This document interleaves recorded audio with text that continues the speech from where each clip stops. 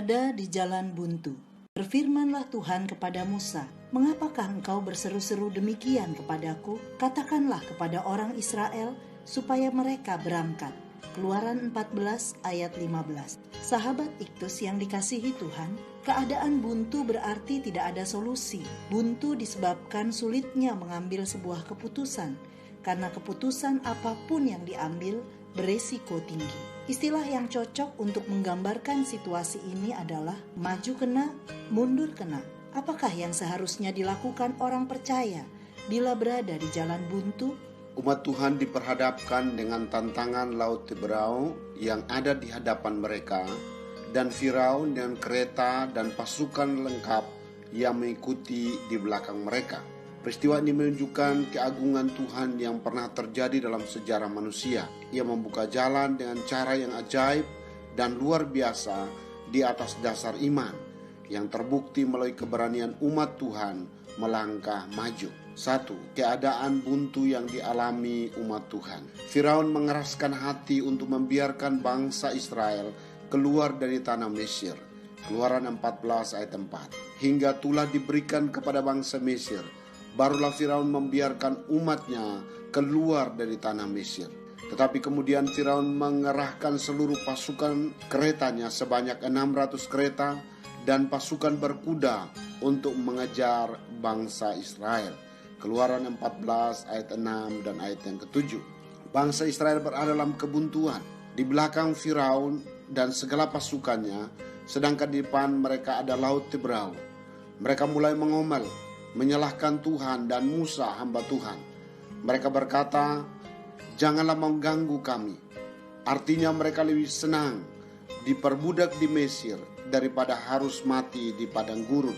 Sikap tidak mempercayai Tuhan dan menentang hamba Tuhan yang memimpin mereka adalah dosa.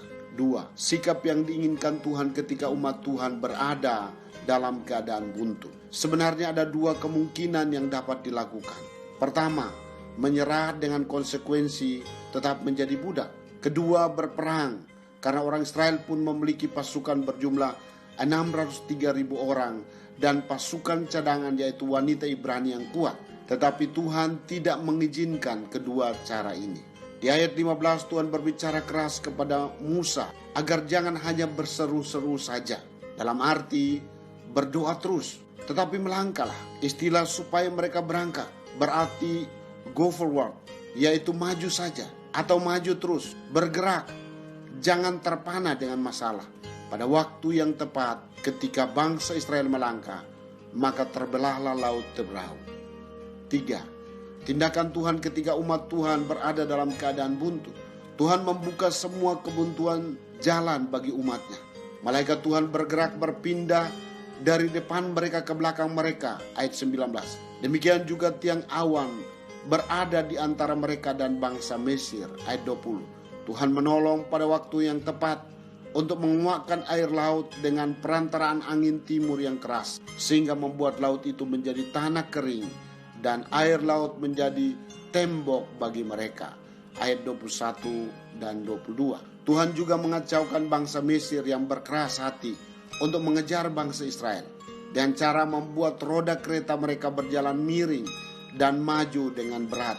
Ayat 23 sampai 25. Semua tindakan Tuhan ini menunjukkan bahwa Tuhan berkuasa melakukan apa saja untuk menolong umatnya. 4. Tujuan Tuhan mengizinkan umatnya berada dalam keadaan buntu.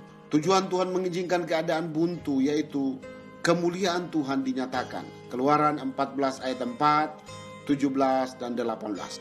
Bagi bangsa Mesir, melalui hukuman Tuhan yaitu kebinasaan, mereka mengakui bahwa Allah ada di pihak Israel. Bagi orang Israel, kemuliaan Tuhan dinyatakan agar mereka menjadi bangsa yang takut akan Tuhan dan percaya kepada Tuhan. Selain itu, kemuliaan Tuhan dinyatakan kepada bangsa-bangsa, dan mujizat Tuhan yang terjadi pun mengokohkan keberadaan Musa sebagai hamba Tuhan yang dipilih Tuhan untuk memimpin bangsa Israel. Sahabat Iktus, kebuntuan apakah yang saat ini kita hadapi di tengah merebaknya virus corona seperti sekarang ini? Banyak kebuntuan yang terjadi di seputaran hidup kita. Menemui jalan buntu dalam melakukan pekerjaan, buntu untuk mengaktualisasikan diri dalam berbagai aktivitas dan kreativitas, atau buntu dalam hal menjalin relasi dengan para kolega, sahabat, saudara, dan banyak komunitas lain. Maju kena, mundur kena, menjadi putus asa dan marah kepada Tuhan. Tuhan tidak menginginkan saya menghabiskan waktu berfokus kepada apa yang ada di belakang saya. Dia pun tidak menginginkan saya menyerah dengan keadaan ini. Tetapi Tuhan mau saya maju terus, melangkah untuk berbuat sesuatu dengan semangat baru dan inovasi baru. Tentunya dengan tetap menjaga untuk menaati semua kebijakan pemerintah dalam situasi ini. Bangun dari mimpi buruk di masa lalu dan siap menghadapi realita. Ketika saya melangkahkan kaki saya, Tuhan bekerja melebihi apa yang saya pikirkan dan doakan. Tidak ada yang mustahil bagi Tuhan dan bagi orang percaya. Sahabat Iktus yang dikasihi Tuhan, dalam hal apa saya sedang berada di jalan buntu? Selain doa, apa langkah iman yang dapat saya lakukan untuk menembus jalan buntu ini? Mengapa Tuhan mengizinkan saya berada di jalan buntu? Ya Tuhan Yesus, saya sering merasa takut dan putus asa ketika berada di jalan buntu. Saya tidak bisa kembali ke dalam situasi yang lalu karena semua telah berubah. Tetapi saya tidak berani untuk maju. Nyatakan tuntunan-Mu ya Tuhan, seperti tiang api dan tiang awan di sepanjang jalan saya. Kini saya sedia melangkah maju, meski saya belum melihat jalan-Mu. Saya percaya mujizat-Mu masih ada. Saya memuji Tuhan untuk lompatan iman yang Tuhan izinkan saya alami. Segala kemuliaan hanya bagi-Mu Tuhan. Kiranya segala bangsa memuji-Mu. Amin. Dalam situasi apapun, kemajuan harus terus diusahakan. Jika engkau tidak bisa berlari, engkau bisa berjalan. Jika engkau tidak bisa berjalan, engkau bisa merangkak untuk sebuah kemajuan. Kristuslah